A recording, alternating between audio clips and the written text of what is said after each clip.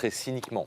À qui peut profiter cet attentat déjoué? Je vais vous répondre cyniquement. J'espère que ça ne va profiter à personne. En tout cas, il y a une certitude, c'est que ça ne profitera pas à ceux qui cherchent à instrumentaliser cet événement de façon grossière. Suivez mon regard. On vient d'entendre à l'instant Florian Philippot. On a entendu aussi les discours de Marine Le Pen qui, depuis quelques jours, d'une certaine manière, pardonnez-moi l'expression, a rediabolisé son discours sur ces questions-là, les frontières, l'immigration, le droit du sol, alors qu'il n'y a pas de rapport direct avec ce que l'on vient de vivre. On vient d'entendre Sarah Lou Cohen. Les conditions de cette arrestation prouvent que ces mesures-là n'auraient aucun impact sur la lutte contre le terrorisme. En revanche, oui, ça va changer une chose, c'est le climat de cette fin de campagne, parce qu'il y a deux événements importants. Un, il faut assurer la sécurité du vote lui-même, 66 000 bureaux de vote, 50 000 policiers mobilisés. Et puis, il faut assurer la sécurité des candidats. Je peux vous dire qu'hier, j'ai joint un certain nombre d'entourages des candidats.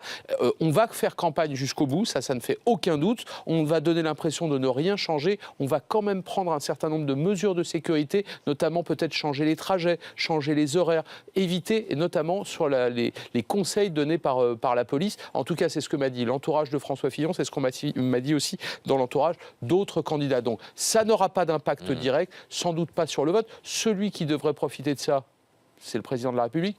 Il n'est pas candidat.